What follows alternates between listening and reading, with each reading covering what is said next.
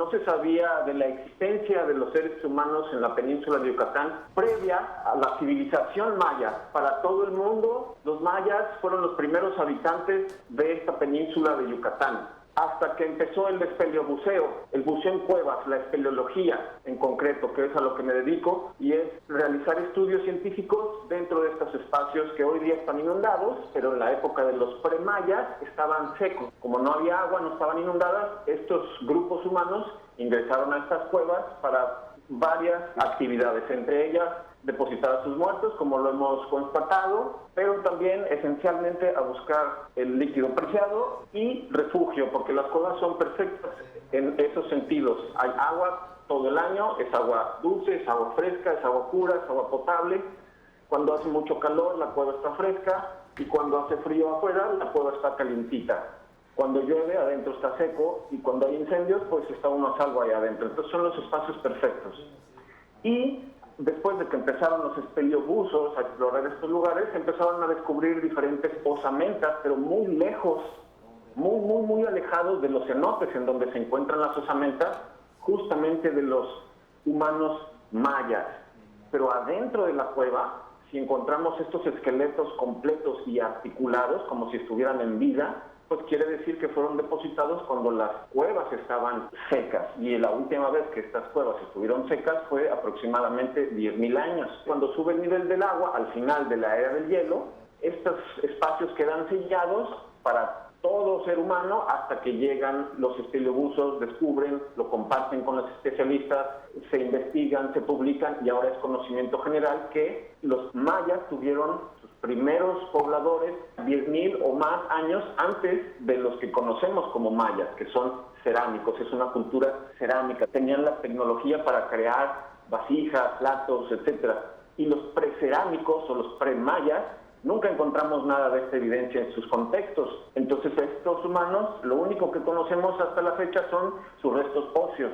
Y debo mencionar que tenemos aquí en Quintana Roo, la península de Yucatán, la mejor colección y más completa de esqueletos humanos del final de la era del hielo. Hasta ahora van 10 individuos publicados, ya estudiados, con fechamiento, etcétera, y que van de antigüedades. El más temprano tiene 13.700 años, a la que hemos nombrado la Eva de Najarón, y el más tardío tiene 9.000 años en el cenote Spit. Entre estas dos antigüedades de 13.700 y 9.000 tenemos distintas.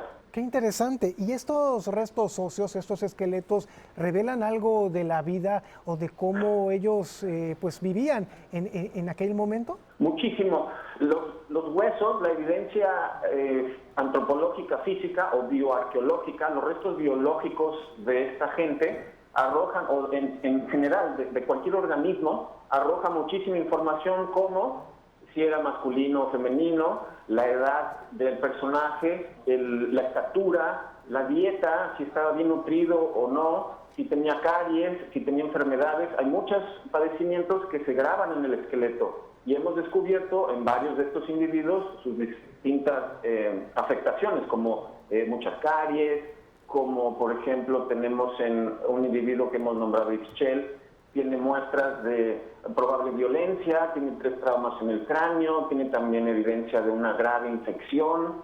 Es decir, estos grupos tenían una vida muy difícil. Cada día, recordemos que eran cazadores-recolectores, no tenían una casa como nosotros actualmente, no tenían un doctor de cabecera, no tenían un súper, una farmacia. Todo era encontrarlo en la naturaleza, y día a día había que encontrar el sustento.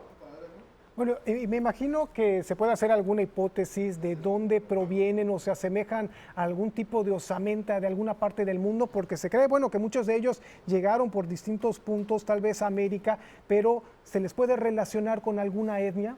Todos los pueblos nativos de América, llámese mapuche en Sudamérica, o apache en Norteamérica, o maya en la península de Yucatán, todos los pueblos indígenas del continente americano son descendientes de poblaciones de Asia, provenientes de Asia.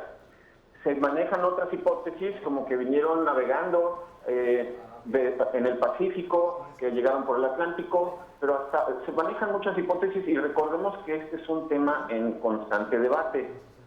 Pero también se ha comprobado, hay diferentes evidencias. Tenemos la evidencia ósea, y eso nos habla de distintos orígenes, y hemos publicado un estudio muy interesante en donde, estadísticamente hablando, se acomodan las medidas craniométricas de cada individuo, y cada individuo se acomoda con diferentes poblaciones. Por ejemplo, uno de los individuos, la señora de Las Palmas, se acomoda con poblaciones de nativos americanos en el norte de América, pero también con poblaciones de Asia.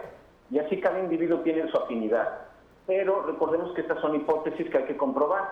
Tenemos otra evidencia, que es la genética, y ya se ha comprobado que América se pobló tempranamente por 3 oleadas humanas, no solamente una. Ahora, ellos se movían mucho, ¿no? De pronto iban para lo que era la caza. Alguno de ellos pudo estar también por la región de Yucatán, quizás tatarabuelos de nosotros. De hecho, hemos comprobado a través del análisis del isótopo de estroncio en los dientes de Ixchel y de otros individuos premayas que, número uno, no son costeños, aunque se encuentran en cuevas del área de Tulum, muy cerca de la costa, no son originarios de ahí. El estroncio se nos graba en los dientes los primeros 15 años de nuestra vida, en donde crecimos. Y estos humanos de la era del hielo son del norte de la península de Yucatán. ¿Fauna, utensilios o algo que revele un poquito más de su forma de vida? Has dado en el clavo. No se ha encontrado ninguna herramienta, nada de lítica de estos grupos humanos. Simplemente tenemos sus huesos y huesos de animales con marcas de corte por utensilio lítico, es decir, por instrumento de roca. Pero no sabemos, no conocemos estos instrumentos, no conocemos sus herramientas. Tenemos los esqueletos y son los mejor preservados, tenemos incluso sus huesecillos auditivos, tenemos sus huesecillos más pequeños, aparte de los del oído, que son los de la mano y los de los pies, pero no tenemos una sola herramienta todavía. ¿Y dónde se encuentran actualmente o se pueden observar? ¿En algún museo o en algún lado? Sí, los originales no, están en la colección científica del Instituto Nacional de Antropología e Historia en Xochimilco, allá en la Ciudad de México, y también una parte está en el Museo Nacional de Antropología, pero en el museo hay museos en donde están exhibidos, no los originales, pero sí información. Uno de ellos es en el Gran Museo del Mundo Maya en Mérida. Allá está la silueta de la señora de Las Palmas, junto con la megafauna que habitó en ese entonces. También hay información en el Museo Arqueológico Maya de Cancún, y también tenemos la réplica, la reconstrucción completa de la señora de Las Palmas en el Museo del Cambio Climático en Silao, Guanajuato. Esta es una de 2, las voy a llamar muñecas de la señora de Las Palmas, de tamaño real. Una de ellas está ahí, en donde he mencionado, y otra está en el Museo de Historia Natural de Alemania, en la ciudad de Karlsruhe. Pues qué interesante poder conocer pues todo este tema que es parte pues de la historia, pues también de la región y parte también de Yucatán. Nosotros le agradecemos muchísimo que hayamos tenido esta plática. ¿Hay alguna página o algo donde podamos conocer más de todo este trabajo, director?